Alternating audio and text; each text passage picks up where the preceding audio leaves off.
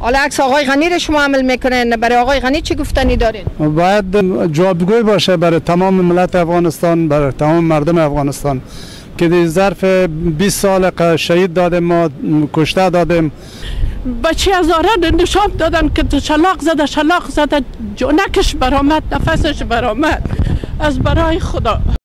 ملا برادر شاگردتان بود؟ نه، یگانه کسی که سلفی ما بود، یک لعنتی بود در دوران فاکولته، گلبودین حکمتیار، خداوندی را نیامرزه. یک نفر در دم روی ما کشت و گریخت پاکستان رفت. راستی میگه؟ راستی جدی گردن بستگی داره، باز جنت و دوزخ است. یک قاتل بود. میگه که جنگ استشهادی بود، حمله استشهادی. بر صورت ما باده عزت و شرافت نوشیم، در راه وطن از دل و از جان کوشیم، گر در صف رزم جامه خونین پوشیم، آزادی را به بندگی نفروشیم.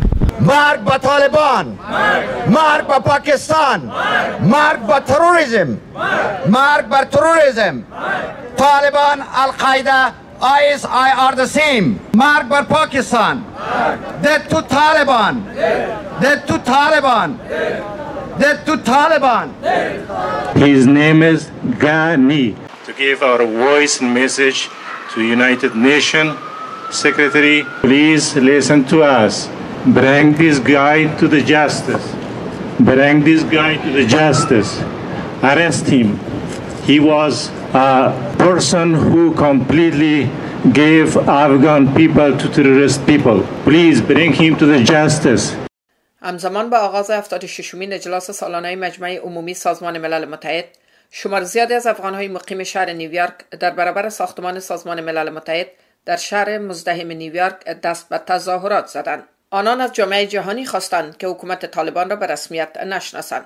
خدا کتت است، نمیاله که گپ میدونی خداوند کتت است. تو G20 رو نمیگی، G7 رو نمیگی. چی میگه G20 و G اونما فیصله کردن که نمیال سر ما شد. رایل چیه؟ رایلی نمیست که بیادر ما تا که چیزی به دست نداشته باشی دست خالی تو چی کدم میدی؟ آقای غنی چه قمسته کرد؟ آقای غنی گفتا که خونم بر افغانستان نمیتم، آخرش هم گریخت در تیارا شیش رفت پشت کار خود. یاد نه که گفتا یک تا سنگ ایران ببره، ما خون و جان خودم میتم، من خون داد برای ما. میتن سر وقت به سرمنشی ملل متحد، شورای امنیت، رهبران جهان و ملت‌های عزیزشان میگوییم اگر شما با سکوت و بی‌تفاوتی نظاره‌گر جنایات، نسل کشی، وحشت، سلب حقوق انسانی زنان، حتی مردان، اطفال، جوانان در افغانستان باشید و از جبهه مقاومت ملی مردم افغانستان به رهبری جوان تحصیل کرده و با درک احمد مسعود حمایت و پشتیبانی ننمایید، خدای ناخواسته شاهد دهها و صدها وقایع دردناک و تراژدی های ترتر از 9/11 لندن، فرانسه، تانزانیا و آلمان در کشورهای خودتان خواهید بود. مادر نداری، خوار نداری، اگر زن نباشه تو از کجا پیدا میشی؟ او برادر مسلمان، ما هم کلمه گوی هستیم، ما ملت کلمه گوی هستیم، ما کافر نیستیم. پس می گفتنم اسم رویا است. ما اینجا آمدیم به خاطر ازی که میخوایم حقوق زن مراحت شود. چطور مراحت شود؟ به خاطر که طالبا اینا میگن که ما نمیخوایم در کابینه ما باشه زنا، میخوایم تنها مردا باشه. خودت چرا نارام هستی؟ خودت اینجا هستی؟ اینجا هست هموطنان ما، اونا کسانی که در اونجا هستن، اونا مادرای ماست، اونا خواهرای ماست، خالای ماست، فامیلی ماست، از اونا ما دفاع میکنیم. بیبی میگه خودم اینجا دلم در پیش یارم، و دست نازنین افتاده کارم، و دست نازنین شهر خوبان، خدا دانه چی میشه روزگارم، کار ما به دست طالب میگه بند است. بسیار تشکر. نام عبدالظاهر است. بیرق شما چه رنگ است؟ بیرق ما اینمی فعلا کستیم که تا خدا تبدیلش میکنه یا نمیکنه. 175 سال خود اینمی کتا شدی تا اومد دیگه. بیرق مقاومت هم یک بیرق خراسان خودشان میارن، هر کسی ما هم به خانه خود یک بیرق آبی را بند میکنم که ما هم یک بیرق دارم. بله بسیار تشکر. عقب مقاومت استاده میشیم تا جان تا خون در رگ ما عقب مقاومت استاده میشیم. زنده باد مقاومت. زنده باد مقاومت. United Nations, you hear from us. We don't want Taliban. All the world, please help us. We stay our own feet. We don't need Taliban. Dead to Taliban, dead to Taliban, dead to Pakistan. Pakistan doesn't want a free Afghanistan. We call on the international community to address this, to not recognize the Taliban government, to advocate for a transitional government that will lead to a democratic process. We call on the United Nations to gather here today outside the United Nations to send a really strong message on behalf of the Afghan community. We do not recognize the Taliban as a government. Zindabad Afghanistan! Zindabad! Zindabad Afghanistan! Zindabad! Zindabad Panjshir! Zindabad! و ما ایمان داریم هر کسی که در کشور ما یکتازی کرده، هر کسی که به نفع بیگانه حرکت کرده، حتما سر و گردن از او شکسته و دست و پاش قطع شده. انشاءالله که پاکستان هم به سرنوشت اسلافشان گرفتار شدنی است. مرگ بر پاکستان! مرگ بر پاکستان! یک تعداد از این شرکت کنندگان به صورت گله‌آمیز از افغانای مقیم در نیویورک خواستند تا همه مشترکاً با یک صدا و با یک تعداد زیاد باید در تظاهرات شرکت کنند و برای مردم رنج دیدهشان دادخواهی نمایند. مردم ما خانه های خود در روی سرک به لیلام گذاشته به خاطر یک لقمه نان که اولاد خود سیر نگاه کنه. در تمام استیت‌های امریکا مظاهره شد، کل افغانای ما رفتن. شرم از مردم نیویورک نمیفهمه که مردای شجاع ما، زنای شجاع ما کجا هستند. که هر دفعه که در نیویورک مظاهره میشه این از 50-60 نفر زیاد نمیشه. اتفاق در اینجام ندارن، پارت بازی دارن. ما در کدام پارت هستید؟ والا ما در کالگیش هستم. هر جایی که به خاطر وطنم باشه ما در اونجا ما حاضر هستم و میرم. احساسم قابل قدر آرامی شوه، صلح شوه، کشتار مملکت ما پس شوه. در آخر این تظاهرات قطعنامه نیز صادر شد که در خلال این گزارش خدمت شما نشر می گردد. توجه کنید به متن کامل این گزارش. به ادامه تظاهرات افغانهای مقیم خارج در برابر طالبان، این بار ده‌ها تن از افغانهای مقیم نیویورک در برابر ساختمان سازمان ملل متحد در شهر مزدحم نیویورک دست به اعتراض زدند. در این تظاهرات شمار از اقوام مختلف افغانستان، اعم از پیر جوان حتی اطفال شرکت کردند. تظاهر کنندگان عملکرد طالبان در برابر زنان، عدم توجه به حقوق بشر، کشتار مقاومتگران، کوچ اجباری مردم و اجازه ندادن دختران بزرگسال به مکاتب را محکوم کردند. البته این تظاهرات با تلاوت قرآن مجید آغاز و سپس الحاج محمد اکبر شیرزاد، یک تن از شخصیت‌های با نفوذ افغان مقیم نیویورک، سخنرانی نمود. بسم الله الرحمن الرحیم إنا كل شيء خلقناه بقدر. حق ملت بر ما نیست که ما در پهلوی ملت مظلوم خود باشیم، صدای مردم خود را بدون تبعیض، بدون چون و چرا. افغانستان یک کشور متحد است و اتحاد و همبستگی بین هم اقوام و همه ملیت های کشور ضرورت زندگی ملت ما، ضرورت بقای ملت ماست. بگذاریم تبعیض را برای امون ظالمین و ستمگرایی که توسط بیگانه ها تربیت شدن و امروز بر مقدرات ملت ما حاکم هستند. و ما ایمان داریم هر کسی که در کشور ما یکتازی کرده، هر کسی که به نفع بیگانه حرکت کرده، حتما سر و گردن از او شکسته و دست و پاش قطع شده. Pakistan support terrorism. The Taliban, the Haqqani network, Al-Qaeda, all of these terrorist groups are now operating freely in Afghanistan. Right now, millions of Afghans are living in internally displaced persons away from their homes.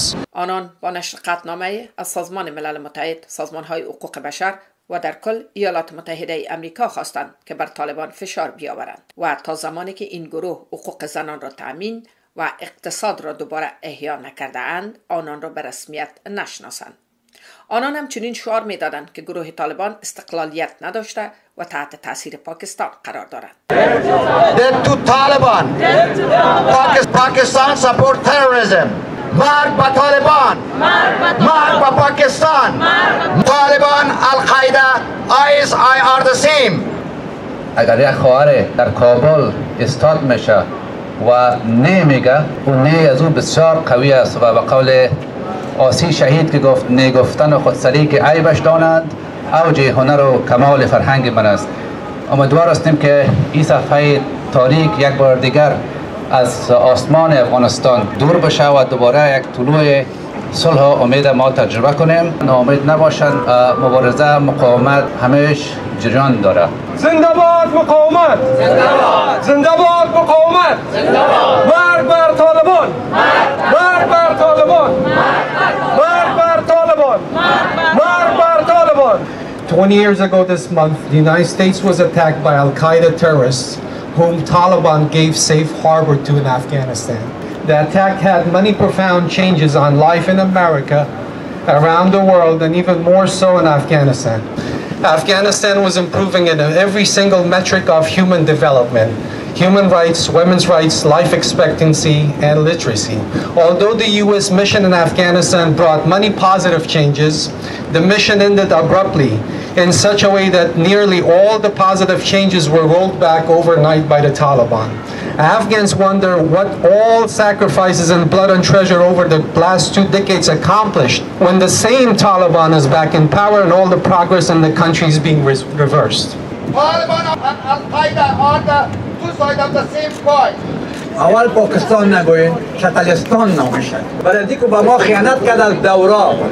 آنان از مردم افغانستان خواستند که زیر بیرق ملی افغانستان گرد آمده و نگذارند که کسی میان آنان تفرقه ایجاد کند. این بیرق کسی 175 سال است. در بیر دی بیرق هستیم. تو نمیشه که بیرق دیگر رکت دیگر بیایی لا اله الا الله محمد رسول الله را دادم.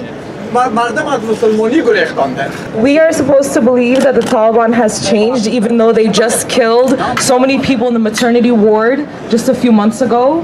They are responsible for so much of the terror that's still happening in Afghanistan. If you actually believe the Taliban is going to change, you're delusional. I wanted to read the 10 names also of the people that were killed recently by the US in that drone strike, if you guys are familiar with that. I don't know if probably all of us have heard about that. They all have names. We also have to acknowledge what the US has done in Afghanistan. That's also ethnic minorities, to our Shia, our Hazara brothers and sisters, what's happening in the Panjshir Valley, to young women, to journalists, and we have ample proof and evidence of what is happening. Every road is closed. Every point is checkpoint by Taliban. If they don't like you, your history, they grab you, they kill you, they punish you badly. I lost my nephew, his leg they cut off. He's a young, good-looking kid. He was on TV, Channel 1. He was working there. He was an actor and also he was a model. Very good-looking kid. He lost his leg. I don't know the word, know about what is going on. This Taliban, we call it in Persian Jalad. They're a killer. They're the killer machine. They never change by the name of Islam. They gave Islam very bad name. در این گردهمایی تظاهر کنندگان حمایتشان را از جبهه مقاومت ملی در برابر طالبان اعلام کردند. پیام صوتی نماینده احمد مسعود رهبر جبهه مقاومت ملی ضد طالبان خواستار ایستادگی مردم در برابر گروه طالبان شد.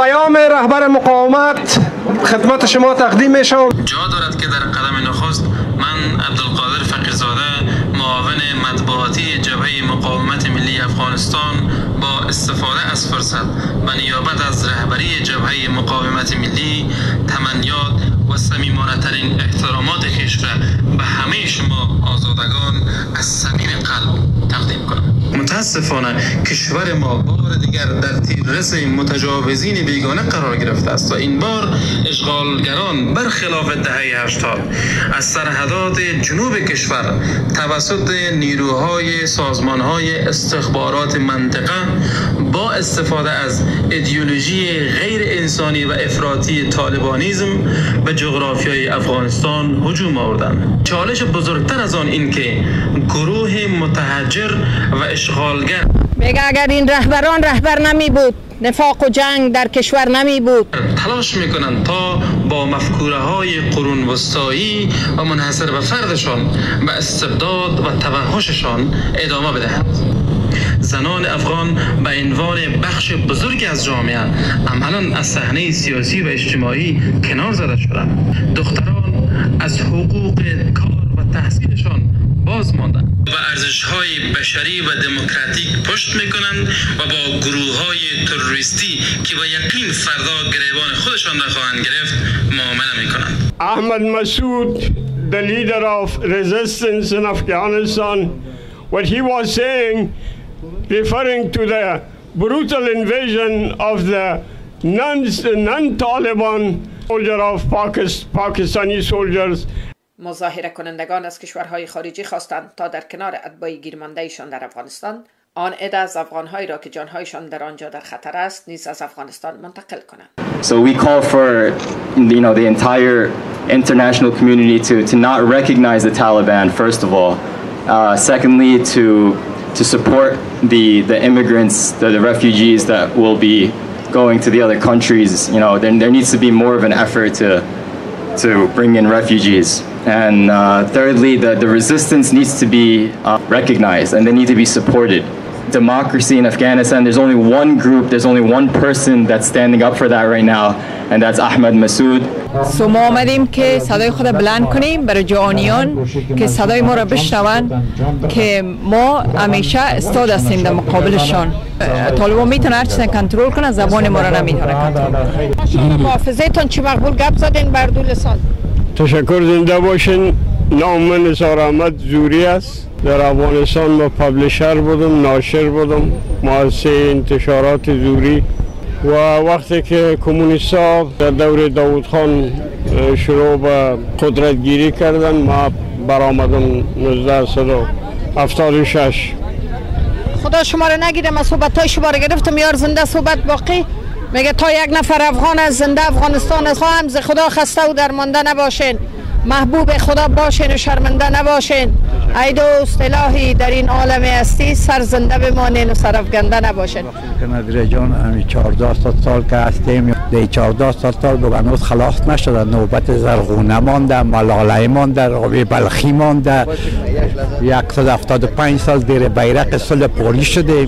بیرقمون سفید شد، رنگش طالبان بیرق خود برافت. بیرق هر کسی یک بیرق برای خود میزنه، نام خود میکشن که ما بیرق داریم. اسلام پایان آوردن برای اینکه از تیارا خود انداخته. یک عکس سلفی ما یک عکس میگیریم ما شما. بله تاجیکستان ازبکستان میخواد یک وساطت. بله تا روسا ایجادش نتوید که نمیتونه. تاجیکستان خب پای پیش کرد. پای پیش کرد. آفرینش مرد آدم است که میکنه. ملا برادر رفت در تنخواهی که 2 میلیون مسلمان ها بندی است، حضور نداشتن، اما ای رفت کدش قرارداد کرد، امضا کرد که بیا اول پنشه را بگی که معدن دمونجا. اگر کابل بیریم تو خود مقبول میسازی که طالبان با سرت کار شد. ببخشید طالبان میگه که ما مسلمان هستیم، مگم کل دنیا میفهمن که طالبان مسلمان نیستن، به خاطر که در قرآن هر چیزی که در قرآن گفته به ضدش کار میکنه. طالبان اگر راستی مسلمان باشن باید برادرها و مسلمانای افغانا را باید از نکشه، باید از بر افغانا کسایی که هوملس است برشان خانه بسازه.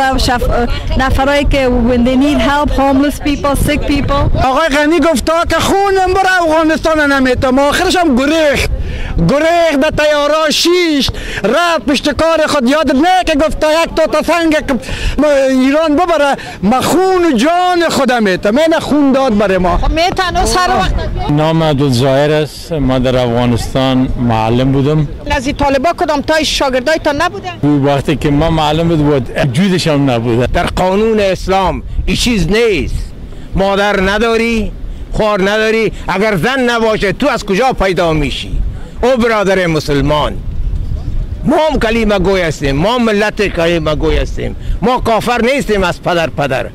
لہذا قانون اسلام را مراعات کو، مطابق با قانون اسلام پیشرفت کو. بله رئیس جمهوری که فرار برقرار به قول ازی برادرها ترجیح داد و وطن ترک کرد. حالا ببینیم که در عقب عکس اشرف غنی کی است. بله میگه زندگی آخر سرایت، بندگی در کار نیست. بندگی گر شرط باشد زندگی در کار نیست. همزمان با اینکه سازمان ملل متحد در آغازین لحظات 76مین اجلاس سالانه ملل است. چی گفتنی دارین؟ جهانیان صدای شما را میشنوند. با بسم الله الرحمن الرحیم شروع میکنیم. یقینا دردی که ما در افغانستان داریم، اگر کشورهای دنیا به این توجه نکنن و احساس مسئولیت انسانی در برابر ملت ما نکنن، آینده خودشان هم مثل که در گذشته با خطر افتاد، حتما خطرات دروازی از اونا هم تکلباب میکنه. یک چلیپا و خط بطلان هم کشیدین بروی. سلام علیکم. ما عکس غنی رو گرفتیم، وطن ما را فروغ به طالبا و با آیسای کنترل تمام وزارت‌های ما را داره. ملل متحد از همه ممالک خواهش میکنیم که همکاری کنند پاکستان در چی تروریسم بندازد. نامشان به لیست سیاه سازمان ملل است؟ بله باشه، باید عمل کنند. و حال امیت دستی تسلیمشان کرد، کلی گره تسلیم کرد برشان. میگه اگر این رهبران رهبر نمی بود، نفاق و جنگ در کشور نمی بود، اگر خودخواهی ها باعث نمی شد، کسی بدبین هم دیگر نمی بود، اگر اهل خرد در کرسی می بود، برای جایلان دفتر نمی بود، اگر ما هم دل و همکار بودیم، سر ما زیر هر خنجر نمی بود، اگر می بود میزان عدالت، وطن پامال سم خر نمی بود. تکبیر! تکبیر! مظاهره دیگه بود تقریبا 400 نفر بود. مبارزه ما در عمل نیست دیگه، در گفتار است. میگه در عمل باید عشق ورزیدن، گفتگو را بیا تمام. پارت و پارت بازی، قوم بازی باید نباشه. به خاطر ملت هر کس که باشه از هر گوشه دنیا باید خود برسانه بیایه. این چقدر هزار نفر در نیویورک و در نیوجرسی زندگی میکنه، چه قشنبت از یای آمده. یک جهان تشکر میکنم و کسایی که نامده، شرم است برشان، نفرین است برشان که به خاطر که $10 از ساتشان کم نشه نامدن به اینجا. و از اون مردم افغانستانی که امروز نیم کابل لیلامی فروشی گرفته که مردم مال خودم میکشه، چیزی به گریز است، چیزی به خاطر که اولادایشان گشنه هستن، خودشان گشنه هستن، شکمای خود سیر کنن و اینا از $1 خود تیر نمیشن، نمیاند اینجا اشتراک نکردن. به اینجا شرم‌آور است به این چند نفر مظاهره برای ما مردم و حق نفوسی که در این نیویورک زندگی میکنن. خجالت است برشان، شرم است برشان. به صفت یک زن افغان میگم بخیزید، کجا شدید؟ چرا بی غیرت و بی ننگ زن مرد نیویورک و نیوجرسی شده است؟ برای خدا چقدر مردم اینجا زندگی میکنن. نوکری پاکستان، غلامی پاکستان قبول نداریم. پاکستان وطن ما را گرفت، خون شما و خونخورا وطن ما را گرفت. امروز جوانای ما، زنای ما، دخترای ما شب کشیده میشه در زندانه و در بندیخانه و در دست طالبای شپشپر و میکشال افتاده. جوانای ما شلاق میخوره. شروعش آقای ترامپ کرد، ختمش بایدن کرد، به بسیار نامردی و ناجوان مردانی ختمش کرد. و نکو بگو بلیاز خدا اقا گپ پاکستان دوریه آیسای دوریه یک عمر که شما گیم بازی کرد، دوری بازی کرد. این طالبا را منوط مثل خود تربیه کردن. پشت گپای دروغگویی از اینا نگردین، اقدام کنین ملت افغانستان نجات بده. راه حل چیست از دید شما منایس یک خانم؟ راه حلش این نیست که دنیا در مقابل خون شما و خونخورا استاده. ملل متحد روبرویتان از چی گفتنی شود؟ من از ملل متحد امیر خواهش میکنم این پاکستان دوریه را که یک عمر که تمام دنیا به دوری بازی کرده و این طالبای هم که تربیه کرده مثل خودوار دوریه تربیه کرده، گپی که میزن به گپ خود استادگی اصلا ندارن. از روز که قطر شروع شد به کدام گپ خود اینا استادگی کرده. حالا من میگم اگه خود ما یک اتحاد نظر اتفاق کنیم رایل نیست؟ رایل که مردم اینه تا که به اتفاق باشن و نبیاین و یک دست نشن از کجا میشه؟ بله، خواهر ما بسیار دلشان درد داشت با وجودی که یک تعداد جمع شده بودن اظهار نظر کردن، اما به تناسب نفوذ که یا افغانایی که در اینجا موقعیت دارن و گپ زیاد میزنن که خواهر ما درد دلشان نیست که همه اینجا می آمدن یک صدا بلند میکردن در حضور جهانیان، در حضور سازمان ملل متحد که طالبان به رسمیت نشناسند. امیدوار هستم که از نظر به عمل گداز کنیم و اما با هم یک جا باشه. میگه تا جدا هستیم انگشتان افگار ما، مشتگر گردیم از آن دندان ها خواهیم. شقه شیرهای چاهم بخ بکفنت هستم. همیشه میبینم تا قربان چاهم. ما به ملل متحد به آقای بایدن میگم به گپ خونخورا اعتبار نکنین. اینا بسیار خود قوی کده میرن. کل این داعش و طالب و حقانی کلگی از اینا یک گروه هستن، یک دست هستن. نشه که صلاحیت به امریکا و اروپا بکنن. آخر نمی امریکا و نمی اروپا را تباه و برباد بینمی به ما و سوساید به ما خود نکدن بیاین باز و نور از نام از دنیا بگردن. بسیار تشکر از نظر نیک سازنده و گپای بکرتان. خواهر عزیز ما با احساس که نسبت به وطن و وطندارش داشت اشک ریخت. امیدوار هستم که گپای شما را همه بشنوه، گوش شنوه و چشم بینا پیدا شوه و وطندارای ما دیگه از ایالت رقتبار که خیلی رنج میبرند در داخل افغانستان و شما خوب نمایندگی کردین خانه آباد. خود معرفی هم باشین. ملاله حکمتی مادر فواد جان حکمتی. افتخار به شما مادر قهرمان. آنان با نشر قطعنامه از سازمان ملل متحد، سازمان‌های حقوق بشر و در کل ایالات متحده امریکا خواستند که بر طالبان فشار بیاورند و تا زمانی که این گروه حقوق زنان را تأمین و اقتصاد را دوباره احیا نکرده اند آنان را به رسمیت نشناسند. آنان همچنین شعار می‌دادند که گروه طالبان استقلالیت نداشته و تحت تاثیر پاکستان قرار دارند. پاکستان سپورت تروریسم. مرگ با طالبان، مرگ با پاکستان، مرگ با تروریسم، مرگ بر تروریسم.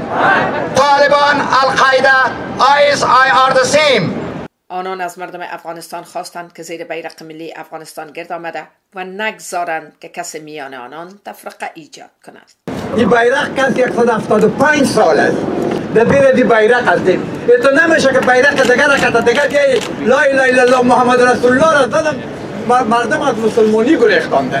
We are supposed to believe that the Taliban has changed even though they just killed so many people in the maternity ward just a few months ago. They are responsible for so much of the terror that's still happening in Afghanistan. If you actually believe the Taliban is going to change, you're delusional. قابل ذکر است که این تظاهرات همزمان با آغاز 76مین نشست سالانه مجمع عمومی سازمان ملل متحد صورت گرفته است که نمایندگان 100 کشور دنیا در مقر سازمان ملل متحد گرد هم آمدند و روی مسائل بین المللی به ویژه افغانستان بحث می کنند. این تظاهرات توجه رسانه‌های خارجی را نیز جلب کرد. آنان با نشر قطعنامه از سازمان ملل متحد، سازمان‌های حقوق بشر و در کل ایالات متحده امریکا خواستند که بر طالبان فشار بیاورند و تا زمانی که این گروه حقوق زنان را تأمین و اقتصاد را دوباره احیا نکرده اند آنان را به رسمیت نشناسند. قطعنامه این تظاهرات از سوی محمد اکبر شیرزاد، یک تن از شخصیت‌های با نفوذ افغان مقیم نیویورک، به خوانش گرفته شد. الرحمن الرحیم. ما افغانان مقیم نیویورک، نیوجرسی، فیلادلفیا و کنتیکت مطالب ذیل را سازمان ملل متحد، شورای امنیت، کنفرانس کشورهای اسلامی، مؤسسات و نهادهای حقوق بشر، اعضای محترم گردآمده کشورهای جهان در اسامبله ملل متحد، مدیا و نشرات آزاد دنیا خواهانیم. اول، افغانستان با تاریخ 5000 سالش یک کشور آزاد، مستقل و بی‌طرف و ملت آن چون سایر ملت‌ها مردمان آزاده و صلح دوستند. دو، امروز افغانستان توسط حکومت و نظامیان آیسای، انتلیجنس سرویس نظامی پاکستان، طالبان، القاعده و داعش و دیگر گروه های تروریستی که در لیست سیاه ملل متحد و دیگر مؤسسات حقوقی جهان درج است اشغال گردیده است. سه، ما سازمان ملل متحد و شورای امنیت خواهان وضع تحریم اقتصادی بالای حکومت پاکستان و درج حکومت پاکستان به حیث مادر تروریسم جهانی بوده و هستیم. چرا؟ همه شاهدیم که تمام وقایع تروریستی که طی چند دهه اخیر مردمان جهان را در غم و اندوه فرو برد، از واقعه 9/11 تا بمبگذاری در متروی لندن، از واقعه سفارت امریکا در تانزانیا تا عملات جرمنی و پاریس و ده‌های دیگر، یا مستقیما توسط افراد پاکستانی یعنی آیسای اجرا شده و یا تعلیم و تدریب آنها در پاکستان صورت گرفته و یا هم لینک و رابطه با نظامیان پاکستان یعنی آیسای داشته که زندگی اسامه بن لادن و کشته شدنش در میان مراکز نظامی پاکستان شاهد دیگر مدعای ماست. 4. ما مصیبت دیدگان و قربانیان تجاوز نظامیان پاکستان و گروه های تروریستی آیسای طالب، القاعده، داعش و داعش، همان طوری که رهبر فقید ما قهرمان ملی افغانستان در گرد همایی اتحادیه اروپا در اپریل 2001 گفته بود اگر جهان در امر مبارزه با گروه های تروریستی طالبان و القاعده ما را یاری نکنند و دولت پاکستان را با وضع تحریم اقتصادی زیر فشار نگیرند، در آینده شاهد صحنه‌های دردناک در کشورهای خود خواهند بود که واقعا چنان شد و همه من شاهد وقایع تلخ و دردناک در امریکا، لندن، افریقا، آلمان، فرانسه، افغانستان و جاهای دیگر بودیم. زیرا طالبان، القاعده و داعش زیر چتر و حمایت مادرشان یعنی آیسای پاکستان همان تروریستان وحشی و درنده دیروزند که همه من شاهد جنایات نابخشودنی آنها در سطح جهان بودیم. همانهایی که نامشان در لیست سیاه سازمان ملل متحد و دیگر مؤسسات حقوقی ثبت بود، یک بار دیگر در رأس حکومت نامشروع طالبان قرار گرفتند. نمونه های دیگر از نقض حقوق انسان و جنایات آنها، محاصره مردم مظلوم پنجشیر و قطع تمام راههای مواصلاتی، مواد غذایی، ادویه، برق، اینترنت و تمام ضروریات اولیه زندگی از یک سو و از سوی دیگر تهاجم نظامی و حملات هوایی طیارات جنگی پاکستان و بمبارد خانه ها و قصبات مردم، نسل کشی‌ها و کوچ‌های اجباری کمین اکنون عملا ادامه دارد. محرومیت زنان از ادامه تحصیل، کار و زیر پا ساختن تمام حقوق آنها از دیگر موارد دردناک است که هر انسان با درک و با وجدان از آن رنج میبرد. بر همه انسانان آزاده و آزادی دوست جهان مظلومانه صدا میکشیم که ملت در بند ظلم افغانستان، اهم از زنان، مردان، اطفال، جوانان و بزرگان ما را در زیر ساطور و شلاق طالبان، القاعده، داعش و آیسای تنها نگذاشته، صدای مظلومانه آنها را از هر طریق ممکن به گوش دیگران رسانده و بلند نگه دارید. با امید پایان حکومت نامشروع طالبانیزم، آیسای، قتل، وحشت، جنگ و تحقق نظام منتخب، دلخواه و همه شمول در کشور خونبار ما افغانستان عزیز. و السلام علیکم و رحمت الله وبرکاته. پنجشیر تارپود مقاومت ملی افغانستان، پنجشیر زادگاه شیرمردان آزاده که امروز توانسته نهضت ملی افغانستان را رهبری بکنه. ما افتخار میکنیم با نهضتی که امروز در اون خطه پاک روان است. خداوند دشمنای ما را در هر حال در هر جای زور و زبون بگردانه. مرگ بر پاکستان، مرگ بر آیسای، مرگ بر دشمنای قسم خورده ملت به خون خفته افغانستان. خب البته عزیزا، تظاهرات افغانا در مقابل سازمان ملل در حال دایر یا برگزار شد که هنوز هم طالبا اداره موقتشان، سرپرستای موقت داره، اداره موقت داره و موضع‌گیریشان یا سیاست‌های داخلی و خارجی خود درست روشن نساختند. و قول مقامات یا دیپلمات‌های خارجی تا زمانی که اینا خود عیار نسازند به استانداردهای بین المللی، جهان اونا را به رسمیت نخواهد شناخت. نظیر عظیم کریمی، خبرنگار آزاد، مقر سازمان ملل متحد، شهر نیویورک.